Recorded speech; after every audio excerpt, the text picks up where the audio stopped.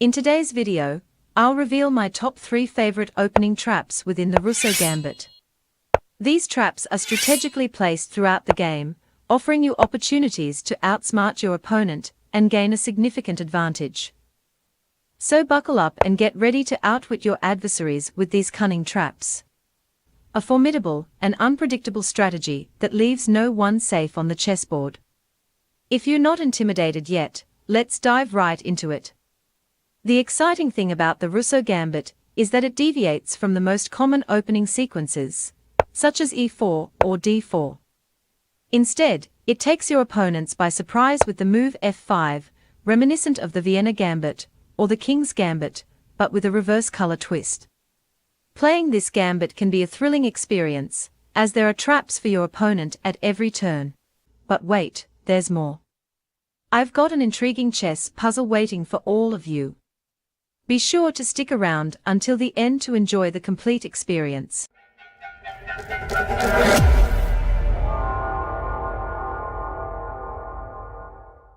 The Rousseau Gambit is a wild ride that will keep you on your toes from the very beginning. Let's explore the intricacies of this opening and unleash its full potential. The Rousseau Gambit unfolds from a common opening sequence, where white accepts the pawn sacrifice with pawn takes f5. This move may initially confuse your opponents, as your knight and queen exert control over critical squares on the board. Their confusion often leads them to retreat their knight back to g1, a suboptimal move. In a previous video, I discussed the straightforward line where black plays knight to f6, securing an advantage. However, today I want to introduce a more intricate variation that adds an extra layer of complexity for white. By playing pawn to d5, black launches a direct attack on white's bishop while opening up possibilities for black's own bishop to capture the pawn. This move, though seemingly advantageous for white, presents a challenge for black in the form of the nasty queen to h5 check. Keep in mind that your opponents may try to launch an attack with their pawn, but it usually lacks sufficient firepower to pose a real threat. By moving your king to safety, you neutralize their attack. White may respond with bishop to b3, seeking to hold onto the pawn. However, you gain tempos by relentlessly attacking the exposed queen. Moves like knight to f6 and pawn to h6 force the queen to retreat, eventually landing on g6. White hopes to create checkmate threats and maintain control over the pawn. Undeterred, you continue your assault. By playing knight to d4, you place white in a difficult position, as their pawn becomes vulnerable. With two attackers targeting it, capturing the pawn forces the queen to retreat to g3. This allows you to develop your pieces with ease, placing your king on f7 and bishop on d6, asserting your dominance. However, your opponent may stubbornly cling to the pawn, playing pawn to g4. At first glance, it may appear that you can no longer attack the pawn. But fear not, for you have a silent killer move up your sleeve. Bishop to d7 delivers a decisive blow, trapping the queen on g6. You could capture the queen immediately, but if you wish to preserve your knight, you can first trade it on b3 before playing bishop to e8. With the queen trapped, victory is within your grasp. This sequence demonstrates the power and cunning of the Rousseau Gambit, allowing you to seize control of the game. Prepare yourself for an exhilarating journey of tactics, sacrifices, and triumphs as you delve deeper into the Rousseau Gambit. In one of the most common variations of the Rousseau Gambit, the move pawn to f5 catches your opponents off guard. They may perceive it as a weak move and seek to punish you for your audacity.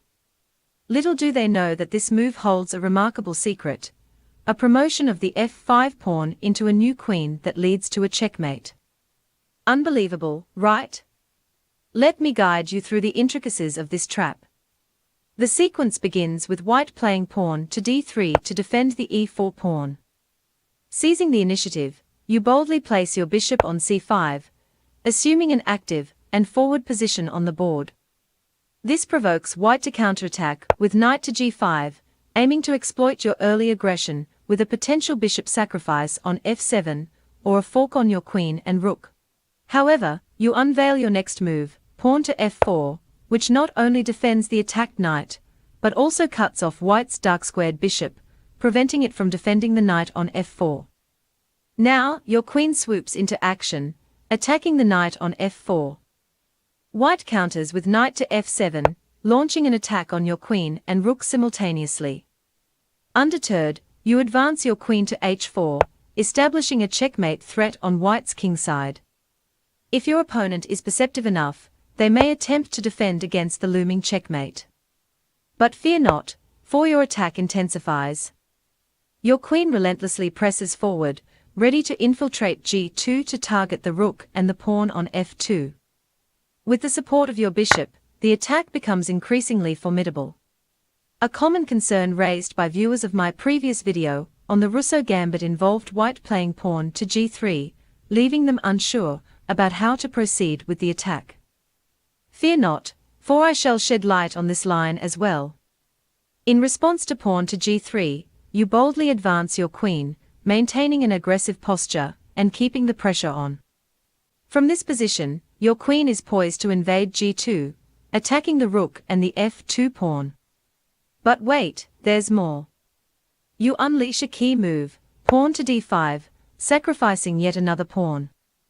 The purpose behind this move is to gain a tempo and involve your bishop in the attack.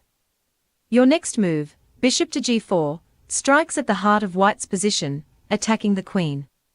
White may opt to move their queen, hoping to gain a tempo by attacking your bishop with pawn to f3. However, you refuse to retreat. Instead, you seize the opportunity to capture on g3 with your Rousseau pawn, which has been steadily advancing throughout the game. White's options are limited. If they recapture on g3, the rook on h1 falls due to the pin. Alternatively, if they make any other move, such as capturing your bishop on g4 with their pawn, you unleash the full force of your attack with pawn to g2. There is no escape for white's rook, which will be captured, and you shall promote a new queen.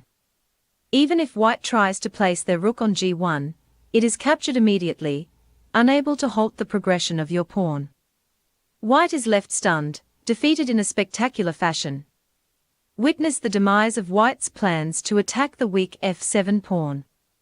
In this exceptional scenario, your pawn on f7 transforms into a formidable force, completely turning the tide in your favor. The Rousseau Gambit displays its true power, leaving your opponent spellbound. Prepare to relish this triumph and bask in the glory of your victory. And here comes the third trap in the Rousseau Gambit.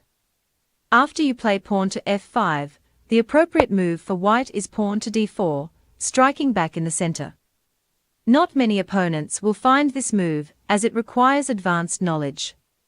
However, let's assume you're facing a stronger opponent. What should you do in this case? The correct move for black is pawn takes e4. This move comes with a level of risk, but it can lead to numerous victories, although losses may occur as well. After knight takes c5, it may seem good for white for a while since they are already targeting the weakness on f7. However, you play pawn to d5, attacking the bishop. The trap begins when white plays queen to h5, attacking your rook on h8. It appears very lucrative for white and almost winning, leading to a potential checkmate after queen takes f7. Many opponents will play this move, falling into the trap. Now, here's where the trap unfolds. You play the subtle move knight to f6, counterattacking the queen. White is forced to maintain the pin along the h-file and plays queen to h4. You continue with another strong move, knight takes d4. At this point, the position may appear complicated, but both players are equally confused. Let's analyze the situation. The material balance is equal, and while your rook is under attack, you are also launching multiple threats. You're threatening knight takes c2 check to the king, followed by winning the rook. Additionally, you're attacking the bishop on c4, overpowering white. White has two main options. One is to play bishop to b3, which looks like a smart move, defending both the bishop and the pawn on c2. Here, you execute a brilliant maneuver that secures the win. You start the unusual maneuver of your knight, moving it back from d4 to f5, initially targeting the queen again. You continue to shift the queen and push it off the h-file, allowing you to capture the knight without worrying about losing your rook. If white tries to keep the queen on the h-file, you play another unexpected move, moving your knight all the way back to e7. This move serves as a discover attack on the queen and allows you to capture the knight. The position may seem messy, but it leads to a winning advantage for you. If white captures the rook on h8, you're even happier. You capture the pawn on c2, delivering a check to the king and attacking the rook.